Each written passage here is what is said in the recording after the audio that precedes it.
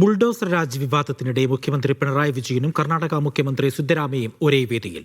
ശിവഗിരി തീർത്ഥാടന സമ്മേളനത്തിന്റെ ഉദ്ഘാടന വേദിയിലാണ് ഇരുവരും ഒന്നിച്ചത്. രാജ്യത്തെ ഭൂസ്വരത തകർത്തപ്പെടുകയാണ്, ഐതിഹ്യങ്ങളെ ചരിത്ര സംഭവങ്ങളാക്കി മാറ്റുകയാണ് എന്നും ചടങ്ങ് ഉദ്ഘാടനം ചെയ്ത മുഖ്യമന്ത്രി പിണറായി വിജയൻ പറഞ്ഞു. വിദ്വേഷ രാഷ്ട്രീയത്തിനെതിരെ ഗുരുവചനങ്ങൾ ഉയരണമെന്ന് കർണാടക മുഖ്യമന്ത്രി സിദ്ധരാമയ്യ പറഞ്ഞു. ചരിത്രത്തെയും സംസ്കാരത്തെയും ദേശീയ തലത്തിൽ ഭരണകൂടാധികാരം തന്നെ അട്ടിമറിച്ചുകൊണ്ടിരിക്കുന്ന കാഴ്ചയാണ് കാണുന്നത്.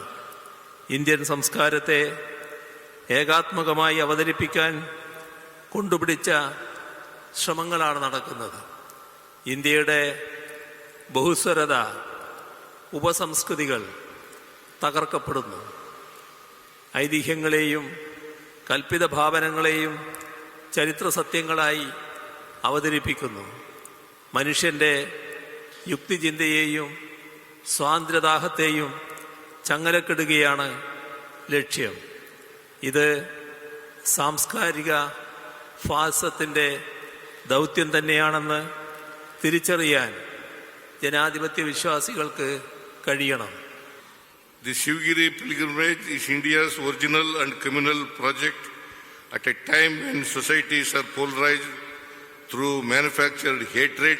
Shivgiri asserts dialogue over dominance, equality over hierarchy, and ethics over symbolism.